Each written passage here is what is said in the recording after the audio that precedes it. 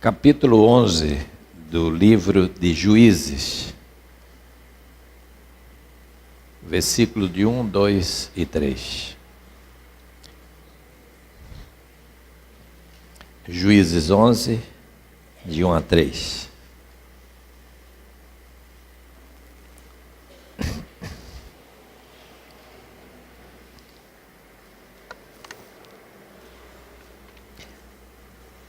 O texto diz assim: Era então Jefté, o gileadita, homem valente, porém filho de uma prostituta.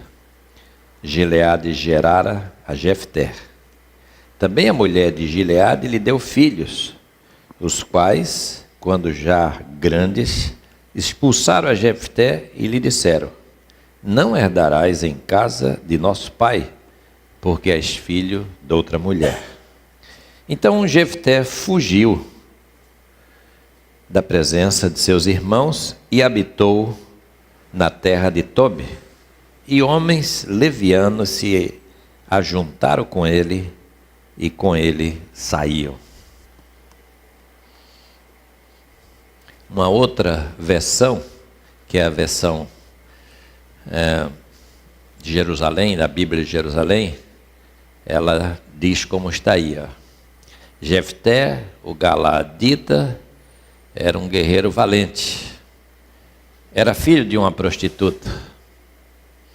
Galade era o pai de Jefté. A mulher de Galade, porém, também lhe deu filhos. E estes, quando cresceram, expulsaram Jefté, dizendo: Não terás parte na herança do nosso pai, porque és filho de outra mulher. E Jefté fugiu para longe de seus irmãos e se estabeleceu na terra de Tobi. Reuniu em torno de si uma turma de bandidos que andavam com ele.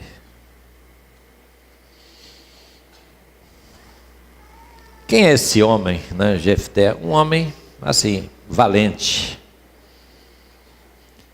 E a primeira coisa que o texto nos fala sobre ele, a primeira apresentação, é uma apresentação assim, ruim. Um homem valente e um homem filho de uma prostituta.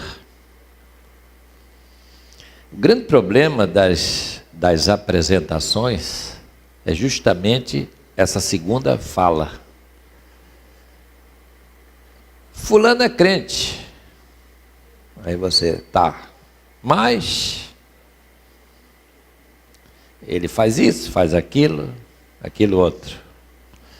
Quer dizer, então a primeira frase é sempre elogiosa, sempre que conceitua bem. O problema é sempre isso que vem depois. O problema é sempre essa complementação. É uma boa pessoa, mas quando a pessoa começa a falar assim, pode desconfiar. Uma boa pessoa, fulano. Ele não está falando que é uma boa pessoa pela boa pessoa em si, é porque ela quer colocar uma outra coisa. Aí amacia, dá aquela quebrada. Não vou entrar logo falando, moço, não vai dizer que eu tenho coisa pessoal. Aí se previne dessa maneira.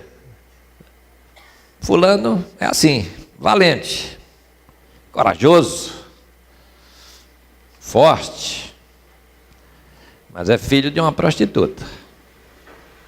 É complicado. Cuidado com ele. Essas são as questões, os problemas dessas apresentações que estragam tudo. Às vezes jogam uma pessoa na lata do lixo, a troco de nada. Às vezes a pessoa de fato é culpada disso, mas muitas vezes essas histórias, esse falatório, ele vem de atitudes impiedosas, é resultado, não é, de gestos não cristãos, fruto de maledicência, de boatos, de intrigas, de conversas que não levam a nada. É sempre assim. Então, o que a gente encontra nessa situação de Jefté? Claro, uma família desestruturada. Uma família que tem graves problemas. A vida desse homem, de Jefté, ela começa dessa maneira. Uma situação na qual ele não tem culpa nenhuma, ele não tem culpa do que fizeram seu pai, sua mãe, o que aconteceu antes. Não. Pelo menos eu não creio em maldição hereditária.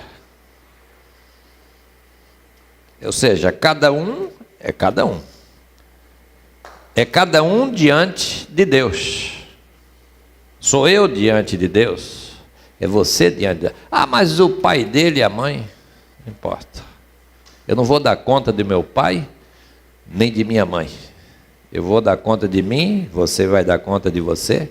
Nós vamos dar conta diante de Deus dos nossos atos, nós.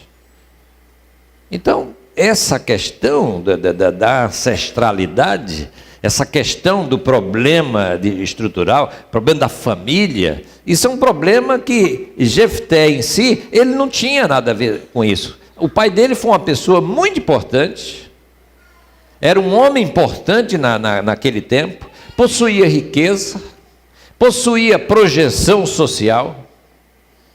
Ele tinha um outro ancestral, que vem da origem de Manassés, né? Mas ele vai dar nome a toda uma região. Na nossa tradução da revista atualizada, Gileade. Gileade deixa de ser o nome de uma família, de uma pessoa, para ser o nome de toda uma região. A região de Gileade, a tribo de Gileade, passa a designar um lugar em Israel. Tamanha era a importância dessa pessoa.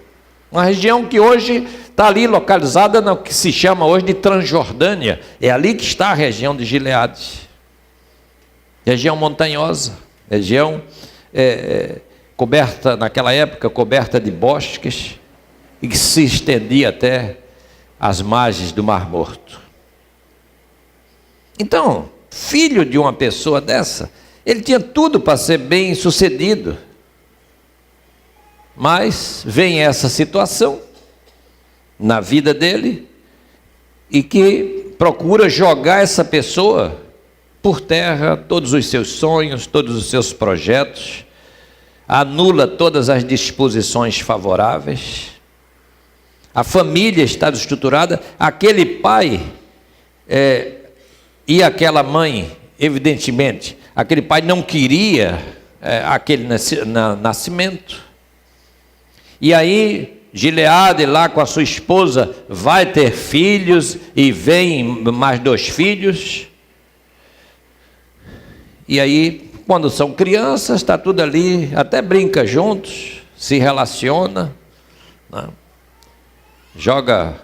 Solta pipa, tal. Mas aí vai crescendo, e aí vai começando a compreender as coisas, e diz: opa, você é do meu sangue, mas do meu sangue pela metade. Meu irmão de fato é esse outro aqui. Você não é nosso irmão, ou é meio irmão. Você não vai herdar conosco, não vai ter direito à nossa herança, não vai ter direito à riqueza do nosso pai. E aí vem os problemas. A gente sabe como é isso. Está cheio disso por aí, dentro da igreja, fora. A gente conhece pessoas que estão passando por isso, estão lidando com isso, estão enfrentando esse tipo de problema. Não é o problema da herança, o problema de quem tem direito à herança, o problema da relação familiar. A justiça tem tentado, de alguma maneira, resolver essas questões, ou amenizar essas questões, mas está aí nos tribunais, está presente aí na vida de muita gente. Tem direito ou não tem direito? E aí, hoje, faz os testes, os pais às vezes não querem reconhecer, hoje tem o DNA, naquele tempo não tinha nada disso, mas se sabia que era filho daquele homem. Quer dizer, esse menino nasceu trazendo um enorme transtorno, não era para ter nascido. Ou seja, perguntasse àquela mãe, àquele pai, não sei como é que isso aconteceu. Um homem influente, um homem que tinha peso na sociedade, que devia querer apresentar uma conduta assim exemplar, homem de família, respeitado, rico, proprietário de terras, dedicado ao negócio, e aí logo com quem? Ele vai ter um filho, uma mulher aí da vida, da prostituição. Não era para ter nascido. E o que é que acontece numa situação como essa, irmãos? Além dessa coisa da família desestruturada, acontece uma geração de pessoas desajustadas. Isso é que problemas como esse trazem. Nós não devemos julgar ninguém, nem julgar as pessoas, porque às vezes a gente vê uma pessoa completamente desestruturada, uma pessoa que caiu numa situação assim de vida errada, e há quem diga que essas pessoas caem nessa vida porque elas não querem lutar, porque elas querem vida fácil, porque não querem enfrentar o peso da vida, e a gente diz assim, mas não é assim sempre. Olha a situação que está acontecendo lá no norte do país, com aquelas pessoas, venezuelanos e venezuelanas, que entram todos os dias na fronteira do Brasil, tentando chegar na capital Boa Vista, em Roraima.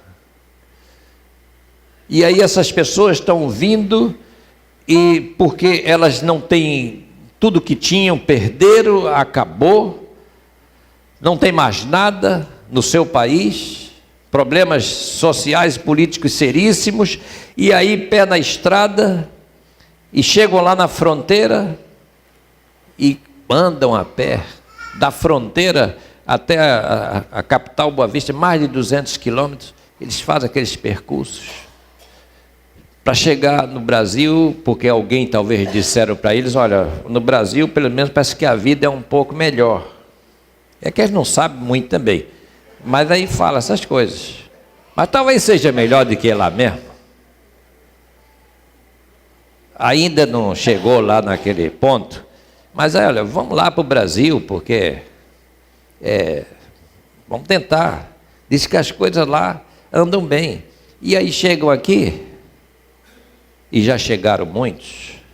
Boa Vista não tem 400 mil habitantes. Em um ano aumentou 10% a população.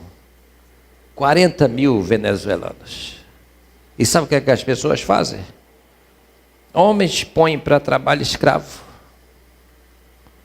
E mulheres jovens acabam na prostituição. Essas mulheres saíram lá do seu país para virem ser prostitutas no Brasil? Não. Circunstâncias, contato com gente ruim, que não presta, levou a isso.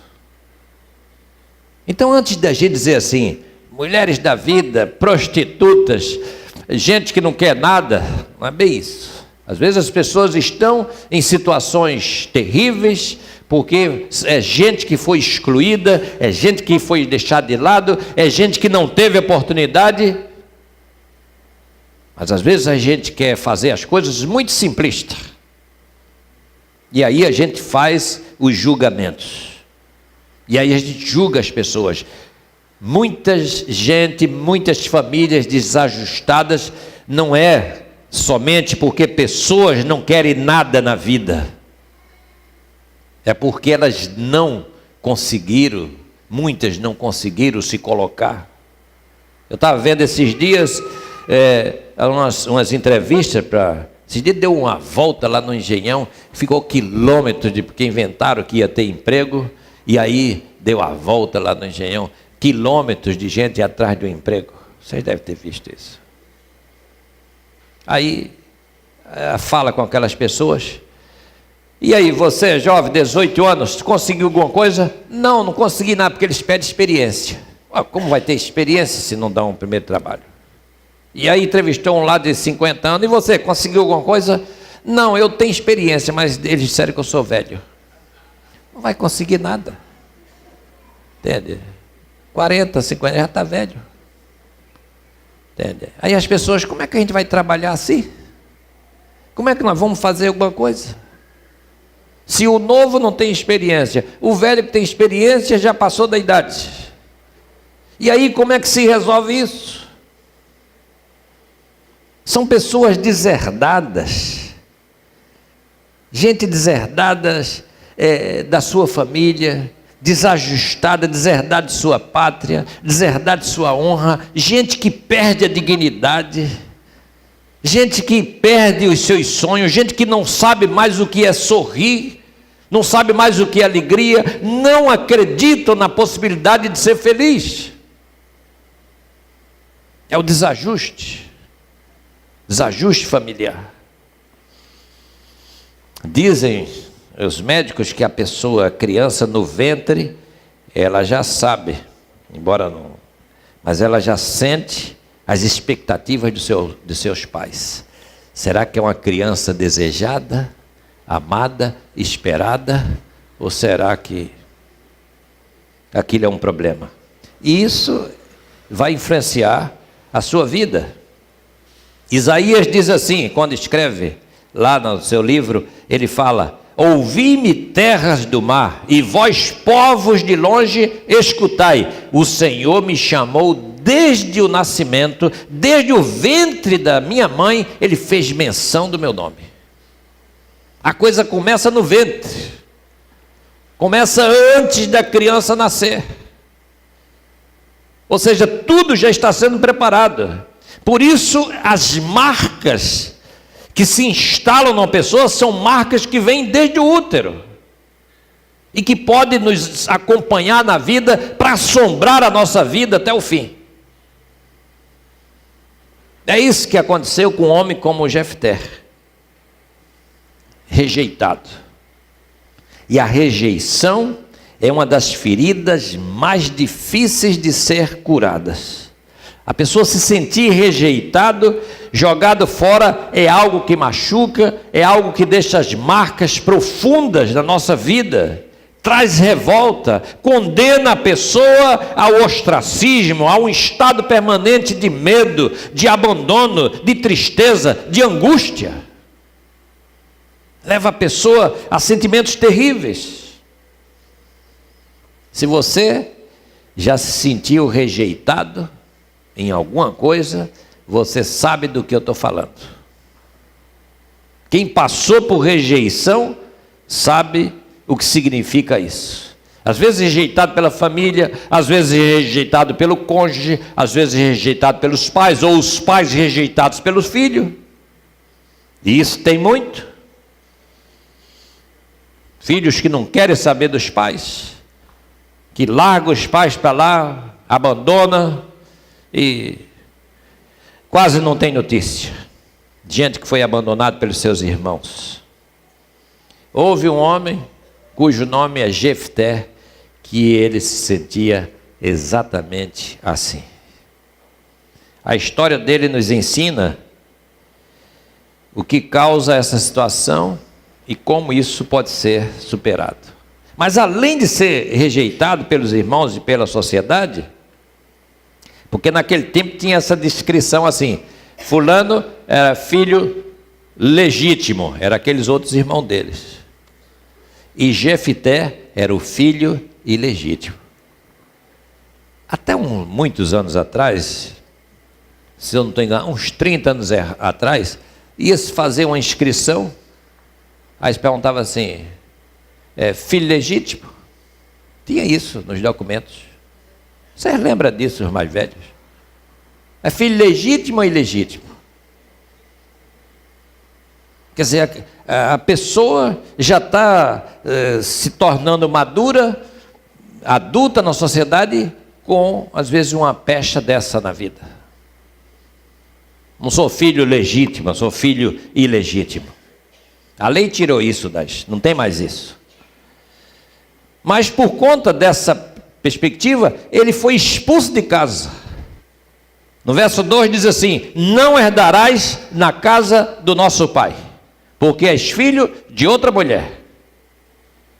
E a cidade, cheia de preconceitos, acabou apoiando essa decisão. Ninguém disse nada em favor de Jefté. Ninguém disse naquele momento uma palavra para aquela família, mas ele não tem culpa disso. A culpa foi do pai. Ele está aí, foi jogado no mundo, e a gente é jogado no mundo, a gente não sabe como a gente é jogado no mundo, mas ninguém foi capaz de dar uma palavra, nenhum familiar, nenhum parente, ninguém daquela cidade disse nada em favor dele. Ninguém disse assim, ele não pediu para nascer, porque ninguém pede para nascer, a gente simplesmente nasce, e de repente quando a gente percebe, a gente está aí, estamos na vida. E os traumas antigos se somam a outros traumas. E aí, o que é que vai acontecer com uma pessoa dessa? Vai ser uma pessoa em fuga. Pessoas em fuga vão para onde? Caminho da perdição. Gente que foge, gente que tem que ir embora, acaba sendo pessoas que vão para a estrada da vida. Jefté fez o quê? Diante dessa rejeição completa, total. Vamos embora. Vamos embora, revoltado, vou embora.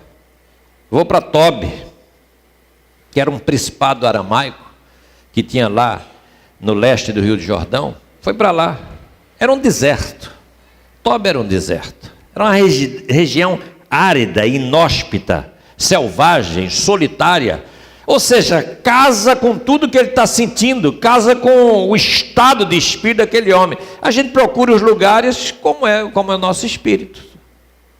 Você está alegre, procura um lugar bacana para ir e tal, vai passear, vai para o tal. Se você está triste, você se enfurda, você se fecha, você se esconde, você não quer ver ninguém, você sai do convívio, me deixa quieto, me deixa só, não quer saber de nada. É assim que a gente faz. O estado de espírito da gente leva a gente para um lugar ou para o outro. E diante dessa rejeição completa, familiar, dos irmãos, da cidade, de todo lugar, Jefté disse: eu tenho que ir embora, vou sair daqui. E esse lugar vai refletir o estado do seu coração, como aquele homem se sentia. Jefté é um homem revoltado. E a Bíblia diz assim, olha, um abismo chama outro abismo. Salmo 42, verso 7... Isso se chama efeito cascata. A gente quando começa na pinguela, e aí vai, e vê um problema, e vem outro problema, e ali parece que vai se somando as coisas, e aquilo vai se tornando um redemoinho, um caudal, uma tempestade, e a pessoa está só caindo, e as coisas vão acontecendo, e vão se sucedendo, e uma desgraça traz outra desgraça, e aí aquela pessoa se afoga nas suas mágoas, nas suas tristezas, nas suas desgraças. Por isso, você vai encontrar esse homem no verso 3, em que situação? A Bíblia de Jerusalém diz, ele se cercou de bandidos, ou, como diz aqui na atualizada, homens levianos. Essa palavra aqui, homem leviano, ameniza a coisa. Homens levianos, o que é homens levianos? Pode ser só um sujeito, não é, que não é firme na sua palavra, mas não é isso aqui não, é bandido mesmo. Ele caiu na vida do crime, ele caiu na vida errada mesmo, se tornou um bandido também. Mas por que ele se tornou um bandido? Tem toda uma história por trás disso. Ele reuniu essa gente em torno de si, enveredou pelo caminho do crime, é isso que o texto está dizendo. Formou uma quadrilha, gente que igual a ele, produto de amargura, de abandono, de desilusões da pior espécie.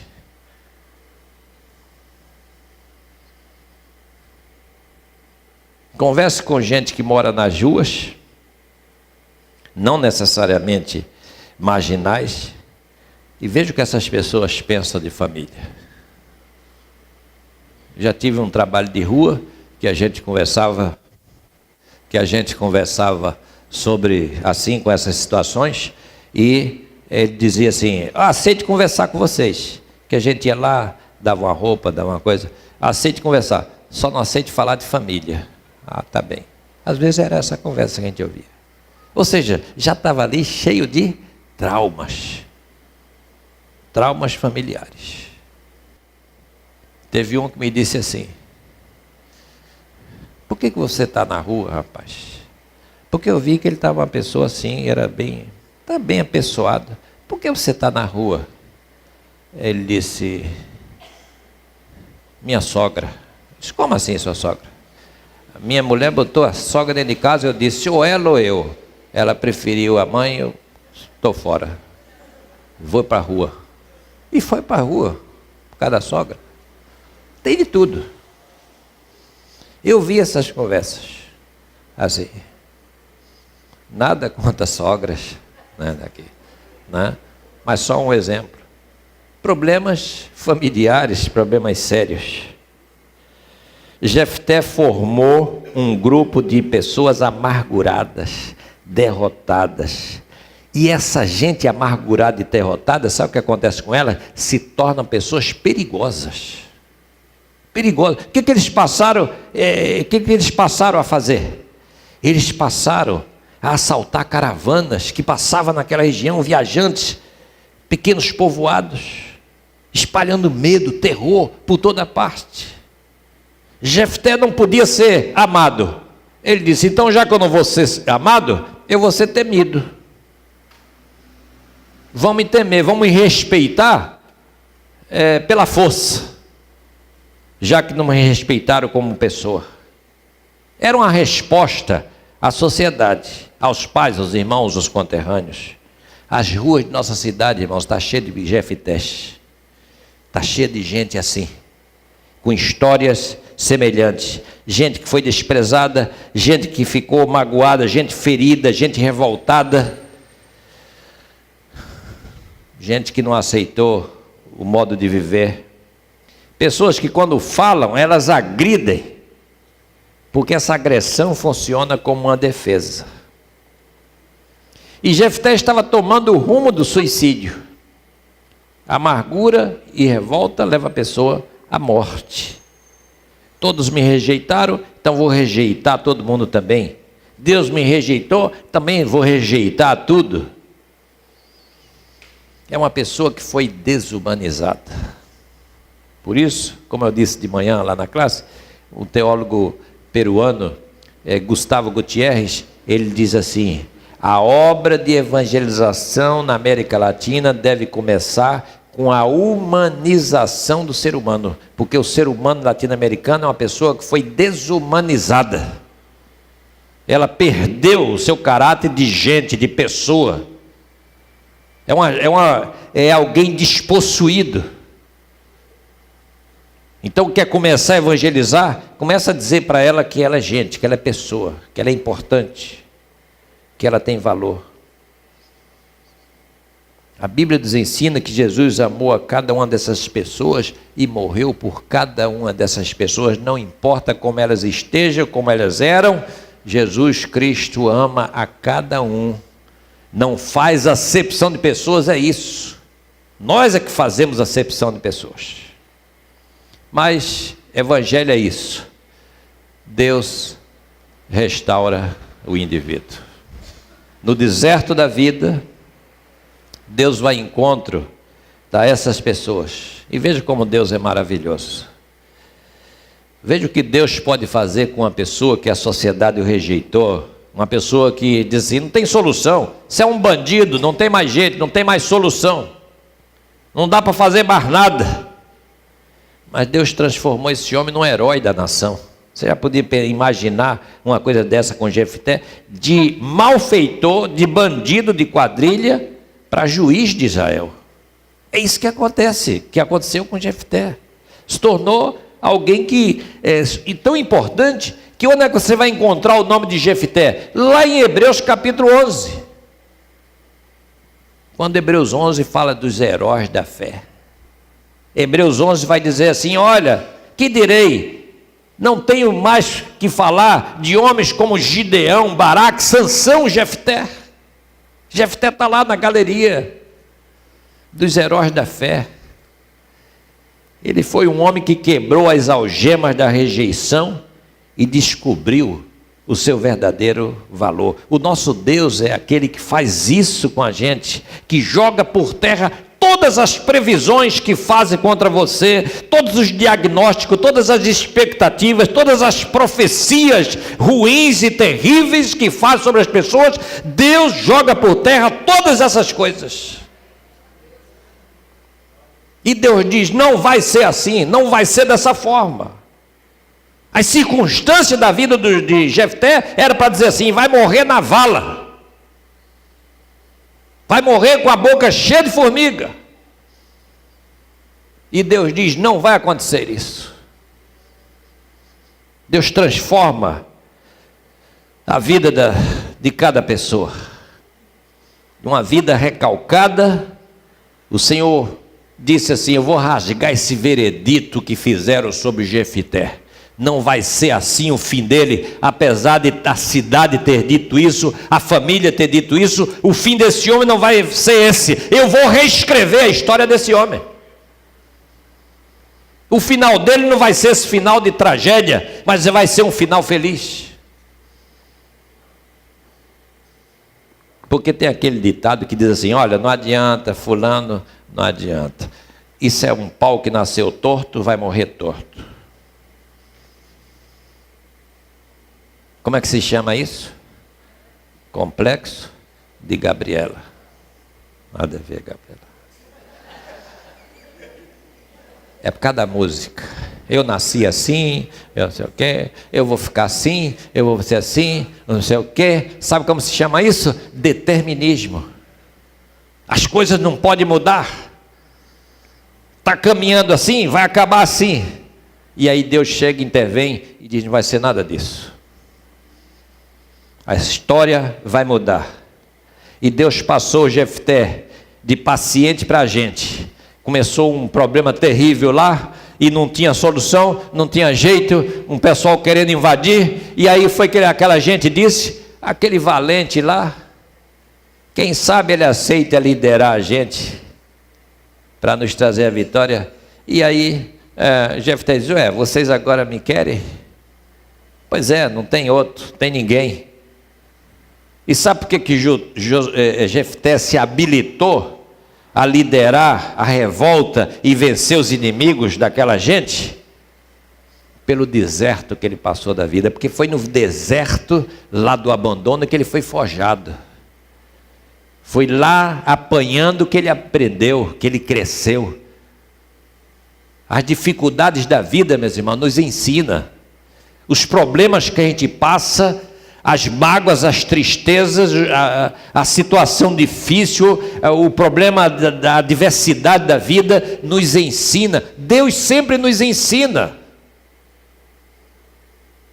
E aí é no meio do deserto que a gente é fortalecido. É no deserto que Deus vai lá e trabalha com a gente, e vai ao nosso encontro e nos levanta. Jefté se transformou num guerreiro, um homem valente, graças ao treinamento das batalhas que ele enfrentou. Agora aquela gente está procurando e dizendo assim para ele: você é nosso chefe. E vai acontecer uma coisa interessante com Jefté, porque a gente diz assim: mas quando foi que a vida desse homem começou a mudar? E eu penso que o segredo está no verso de número 11, que o verso 11 diz assim: o povo falou com ele, e aí Jefté, finalzinho do verso 11, proferiu todas as suas palavras perante o Senhor. Esse é o segredo. Ele ouviu aquilo tudo, mas Jefté lembrou-se do Senhor. E ele proferiu as suas palavras diante do Senhor. Disse ele todas as suas palavras diante de Deus. Isso é prova que ele abriu o seu coração, confessou as suas mágoas, expôs suas feridas, rendeu a sua vida, deu as costas aos rancores, senão ele não tinha aceito aquele desafio. E por fim, ele tomou consciência que Deus não era seu inimigo, e sim o seu aliado. Deus estava do seu lado. E quando ele se levantou, o Senhor falou com ele e ele foi curado. Você pode estar se sentindo, meu amado, um Jefté na vida, cheio de dúvidas quanto ao seu real valor, se sentindo desprezado, menosprezado, se sentindo um nada, um zero à esquerda. Nossa época propicia muito isso. Pessoas são rejeitadas por famílias, por irmãos, pela sociedade. Ontem um colega, pastor, pediu para conversar um pouco comigo, e ele confessou assim: Bernardino, eu estou à beira da depressão. Eu estou à beira da depressão. Me sinto abandonado.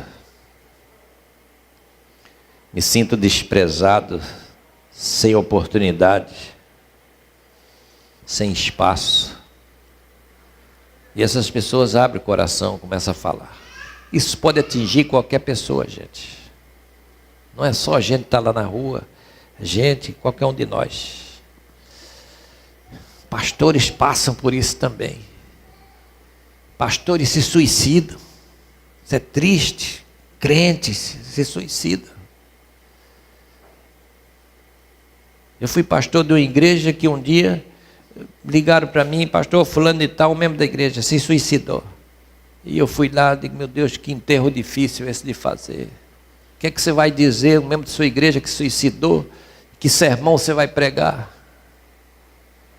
Complicado isso. Entende? Mas as pessoas passam situações que elas entram em surto. E acontecem essas tragédias. O que a gente faz? A palavra de Deus nos mostra que o Senhor, Ele quer cuidar de cada um de nós. Ele quer tratar do nosso coração, do meu coração, do seu coração. Então, meu amado, coloque-se diante de Deus, confesse suas mágoas, exponha suas feridas e, com toda certeza, Ele vai nos dar a cura. Paulo, escrevendo aos Romanos, capítulo 13, versículo 12, ele diz assim: já vai alta a noite e vem chegando o dia. Eu gosto muito dessa expressão. Sim, a noite já é alta, noite escura, fria, mas o dia vai chegar, o sol vai raiar, o novo dia está chegando, dia de trabalho, dia de oportunidade, dia de vitória, dia de renovo. Esse dia está chegando.